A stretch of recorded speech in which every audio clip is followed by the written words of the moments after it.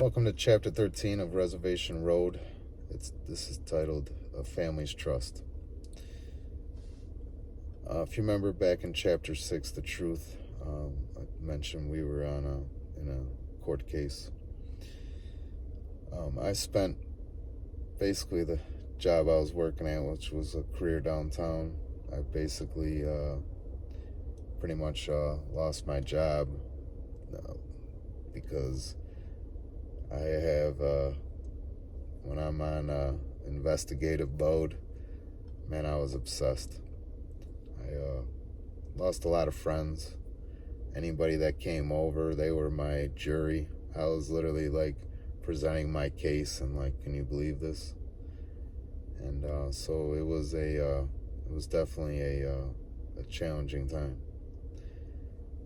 I don't want to get into the details of the case, but I wanted to touch upon basically the story, and I want to give you the story without getting into all the details.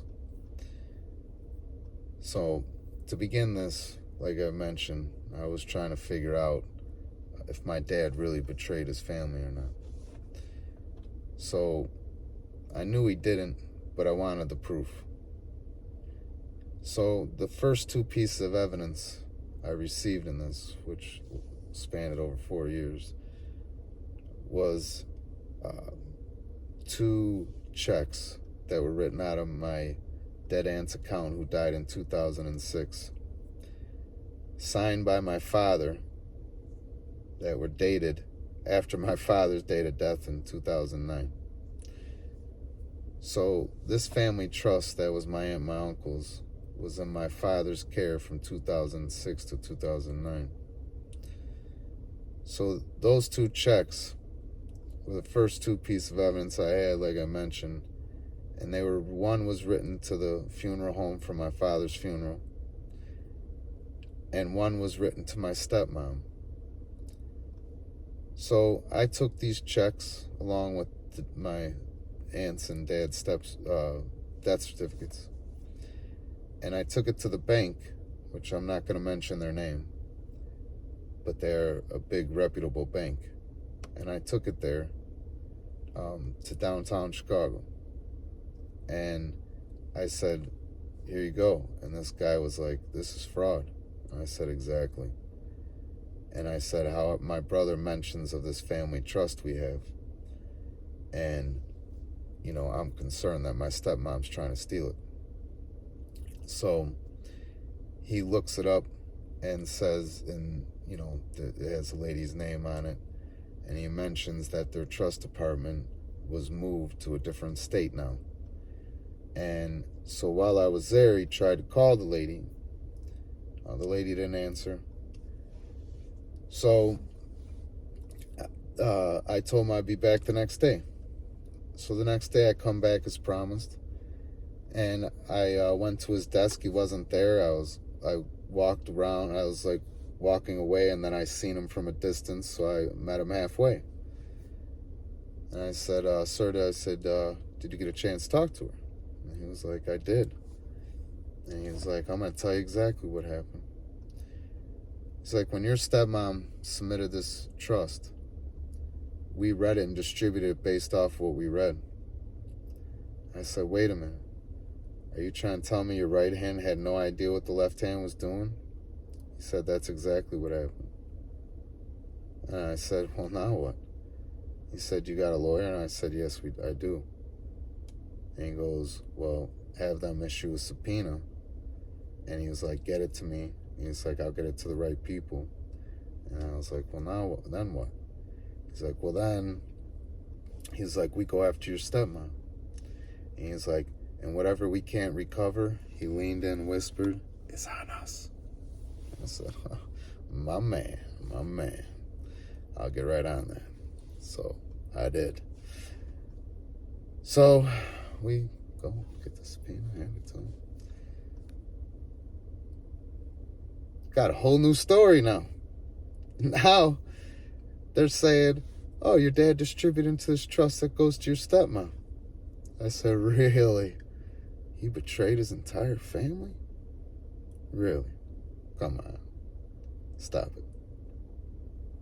I said, show it to me. Well, everything they showed us only gave us a bit of the piece of the information. We've never, it says that my dad had a will and a trust on file. My stepmom just turned in a trust. There was no will. I went through my dad's trusts that he wrote for everybody. Every single one of them included a will. It's called the standard pour-over will. Every lawyer would do it to you. You come standard when you do a trust. So he does it for every single any client I had in his folders, and every single one of them had it, but he did not have one for himself. She couldn't forge that one. So, long story short, I realized that it was going to be a tough road for us then. You're talking about going up against a big institution. And I'm stubborn. So I was going to prove my dad didn't betray his family. So I spent many, many years fighting. Like I said, lost a lot of friends. They got tired of hearing it. Asking for people for help. Ran out of favors. Burned bridges. It was a rough period. And then, I really spent a lot of time thinking about, head of the family, and here I am, supposed to be head of the family, and that's why I had to make this fight. I had to do what was right for my whole entire family. It wasn't about just my dad, it was about my uncle and my aunt who I loved. It's about everybody, about my brother, my son. It's about all of us. And I loved investigating. I was obsessed. Absolutely obsessed. And I was learning about trust, learning about law. And I wanted to go back to school to be a lawyer. And I got back into school, and that's what I was doing in this time. And